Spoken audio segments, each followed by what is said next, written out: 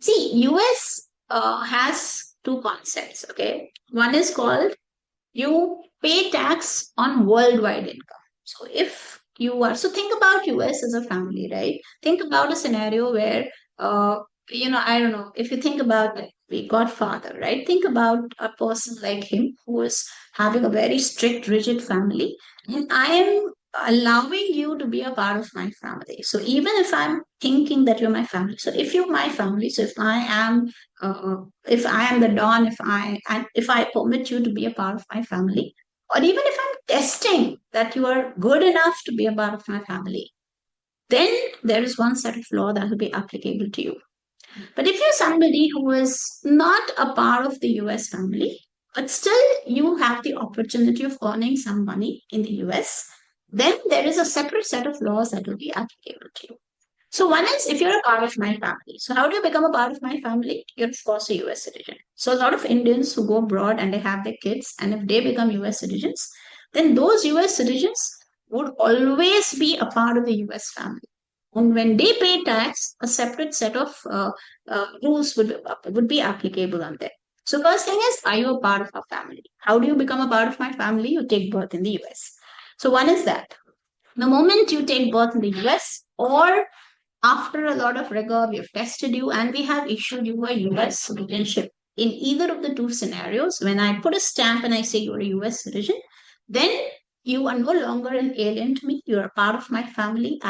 So by virtue of birth, you are a part of my family, or by virtue of experience and my trust in you, I have given you my citizenship.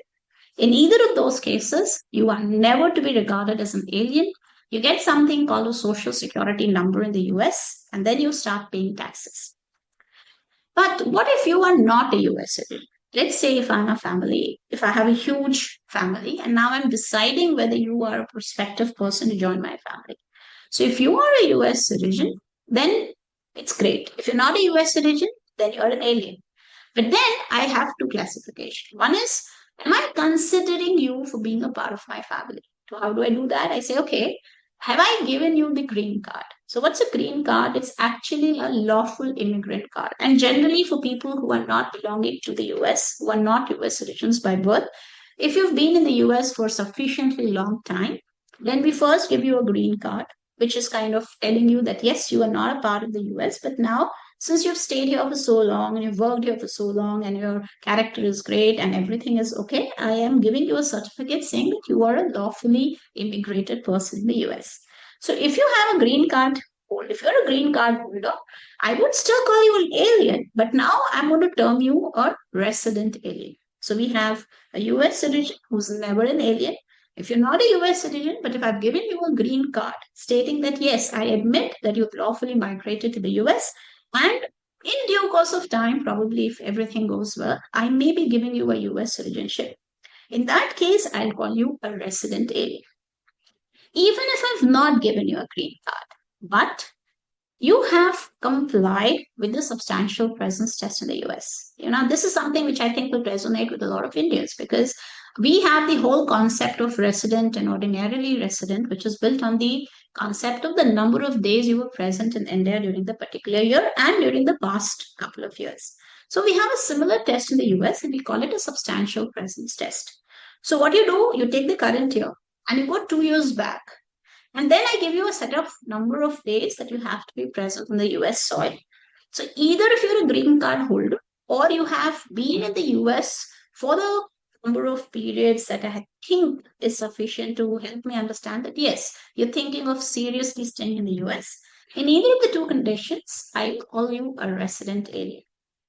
But if you're neither a US citizen nor a green card holder, nor have been in the US for a sufficiently long time, then in that case, I want to talk about whether you came to US this year. Why is this important? Because if somebody gets married, let's say there's somebody in the US, spouse one is in the US, spouse two is in India, spouse two goes to the US, and then this is after marriage, and spouse one and spouse two. Then this spouse two, for that particular year, the first year when that person has gone to the US, that person was not a US citizen, that person was not a green card holder, and that person probably would not have satisfied the substantial presence test. But These people will give you an opportunity only the first year to have something called a dual status alien. So we have dual status aliens where they can, if they want, they can say that for this part of the year, I was in the US. For this part of the year, I'll be an Indian. So we call them dual status aliens. And if that's also not the case, this person who went to the US stayed there for the first year, now the next year. So this was not the first year in which you entered US. You have not been a US citizen. You have not satisfied the green card test or the substantial presence test. Then I'm going to call you technically a non-resident alien. Now, these people would have to get something called the ITIN number, the tax identification, individual tax identification number, and they can use that number to file up their tax returns in the US. There's just one exception, which we'll see in some time, which is for the person who is married and coming to the US for the first time. Now, even that year, that person may be a non resident alien, but if that person elects and if that person notifies the IRS that I would want to go and file the joint return with my spouse, in that case, and that's the only exception where that person will be treated as a married filing jointly coupled.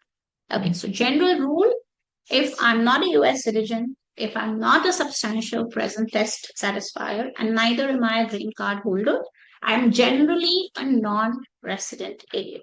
And if I'm a non resident alien, I'm going to pay tax only on that part of income that I earned in the US. So if I'm not a US citizen and if I'm not a resident alien, I become a non resident alien and I have to pay tax only on that amount of money that I earn in the US, which is the US source income. But if either I'm a US citizen or if I'm a resident alien, then irrespective of where am I staying, typically I'm supposed to be in the US, but wherever I'm earning the money, I'm going to be paying tax on the worldwide income.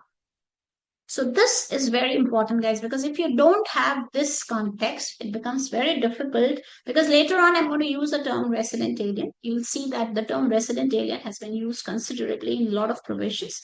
We should be able to understand what's a resident alien. Okay. Uh, so as I was telling you, SSN is a short form for Social Security number and ITIN is a short form for Individual Tax Identification Number. Now, you know, even this, when you go to the ethics and the federal procedures, you would be using terms like ITIN. You should be knowing what this stands for. Now, green card holders, as I said, are lawful permanent residents who are immigrants of the US at any time during the year. And dual status aliens are generally those where the taxpayer may be able to choose to be treated as a US resident for part of the year. So I can choose to be treated as US resident for some part of the year that I was in the US because I did not, because this is the first year I'm entering the US. Okay. Now, okay, this is again, I'm going to go fast through this, but general rule, how do you satisfy the substantial presence test? We need to be there in the US for at least a month. So we say 31 days during the current year and for 183 days during the last 3 years, including the current year. So how do we calculate it? They have given you weightage for the first year. So year 3, which is your current year. So this becomes your current. Okay. So in year 3, whatever number of days are there, you give it full weightage.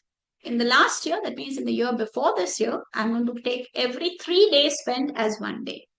And in the year before last, I will take every 6 days spent as 1 day. So I'm going to have the weightage for the number of days that you were present in the US for the current year and the 2 preceding years. And then I'm going to add them up. And if they add up to 183 days, then I know that the substantial. So there are 2 things, both of them have to be met. First, 31 days in the current year. And please understand this is an and 183 days for 3 years, including the current year. If both the criteria are met, then you've met the substantial presence test. Okay? So there is a question. If you want, you can try this question. There was this person who was physically present in the US for 120 days during each of years 1, 2, and 3. You need to determine whether substantial presence test for year 3 has been met or not. Can I quickly get answers in the chat panel? Can I quickly get answers in the chat panel? So this is great. I take 120 days full for the first year. I reduce 120 by one third, which is 40 days for year two. And I take 120 and I make it 1/6. So it's 20 days for year three. So basically it is 180 days and it is less than 183. So you have not satisfied this test. So in this example, substantial presence test is not satisfied. So ideally, the resident status would become non-resident aliens. And if you're a non-resident alien, you'll be paying tax only on that part of income that you earn in the US. So US source income.